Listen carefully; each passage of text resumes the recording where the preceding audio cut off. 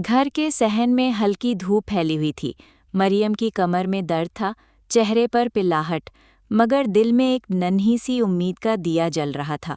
उसके रहम में जिंदगी पल रही थी, एक नया वजूद जो शायद उसकी अधूरी खुशियों का मदावा बने।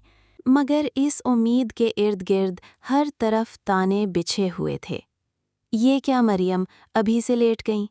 सास की ऊंची आवाज़ दरवाजे से टकराई। हमने भी तो बच्चे पैदा किए थे, तब तो इतनी आराम तलबी नहीं थी। तुम्हारी नस्ल तो ज़रा सी बात पर नाजुक बन जाती है। मरियम ने आहिस्ता से कहा, अम्मी, कमर में दर्द है, डॉक्टर ने कहा है ज्यादा देर खड़ी ना रहूं। सास ने तंज भरी हंसी हंसी। डॉक्टर? हमारे वक्त में डॉक्टर कहाँ थे? फिर भी हमने 5-5 बच्चों को पाला, सुबह से शाम तक काम किया। औरत बनो औरत। ये जुमला हमेशा की तरह दिल में तीर बन के लगा। मरियम ने नज़र झुकाई, अपने पेट पर हाथ रखा और सोचने लगी, क्या हर औरत का दर्द मवाज़ने के तराजू में तौला जाता है? शाम को फवाद आया।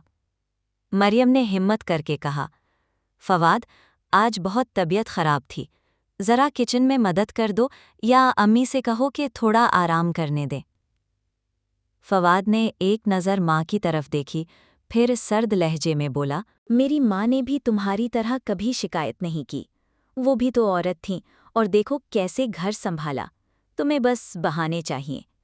ये सुनते ही मरियम के अंदर कुछ मर सा गया।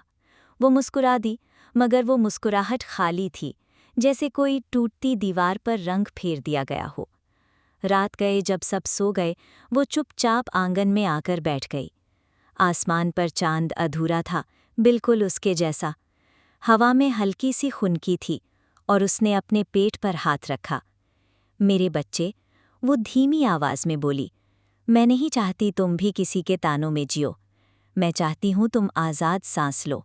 तुम्हें कभी ये ना सुनना पड़े कि तुम नाजुक हो, कमज़ोर हो।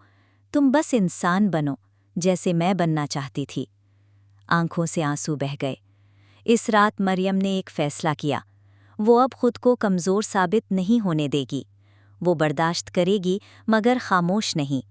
अब वो अपने अंदर बढ़ती ज़िंदगी के साथ खुद भी एक नई मरियम को जन्म दे रही थी, जो अब सिर्फ जिंदा नहीं रहेगी, बल्कि जीने का हक मांगेगी।